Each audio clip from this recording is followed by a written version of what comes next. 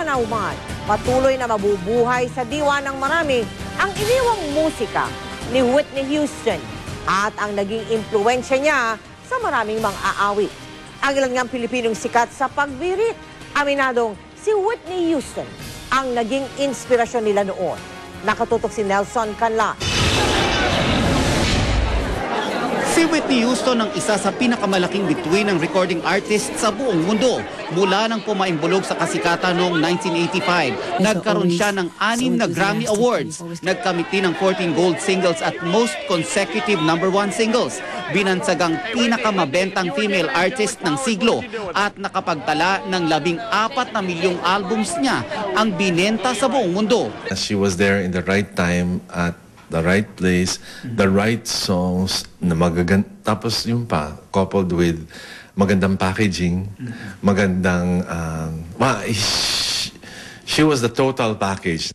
Anak ng sikat na gospel singer na si Cissy Houston at pamangkin ng soul superstar na si Dionne Warwick. Nagsimula si Whitney bilang modelo at choir singer hanggang sa madiscover at maging pop artist. Matapos ang sunod-sunod na hits, sumubok din siya sa pag-aartista.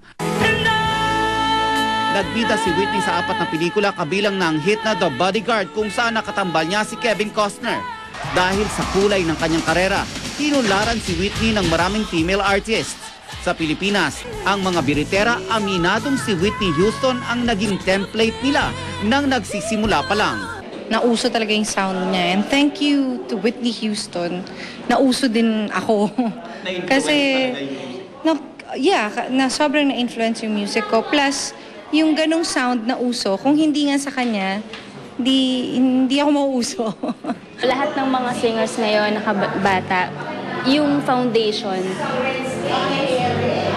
siya yung unang, isa siya sa mga iniidolo ng lahat.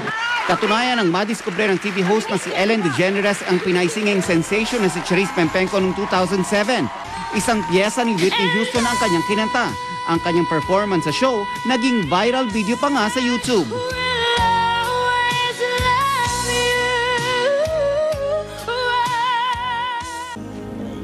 Si Whitney nga raw ang nagsimula ng kakaibang estilo ng pagkanta, punong-puno ng emosyon at matapang na pagbitaw ng mga matataas na nota ng kanta. Pero ang maningning niyang karera, ilang taong nabahiran ng pagkalulong sa droga. Ang mga huling taon sa buhay ni Whitney, balot ng mga balita ng paglabas-masok di umano niya sa rehab. 2009 ang subukan ni Whitney ang isang malaking comeback, ngunit ang kanyang international tour noong 2010 ay inulan ng batikos. Gayunpaman, hindi matatawaran ng impluwensya ni Whitney sa music industry sa buong mundo na kahit dekada na raw ang binilang, ang estilo niya ay buhay pa rin sa bagong henerasyon. At ang mga nai-record niyang kanta ay paulit-ulit pa rin patutugtugin sa matagal na panahon. Yan yung style ng singing na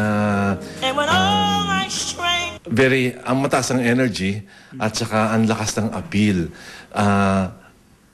In short, yun ang ginagamit na kanta sa mga competition. So ang template ng mga singers na sumasali sa mga contest, yan, yung mga tinatawag nilang amateur. Pag nabi nilang amateur, song competition yan sa mga probinsya. Ang template talaga nila is Whitney Houston song, pagkababae. Nelson Canlas updated sa Showbiz Happenings.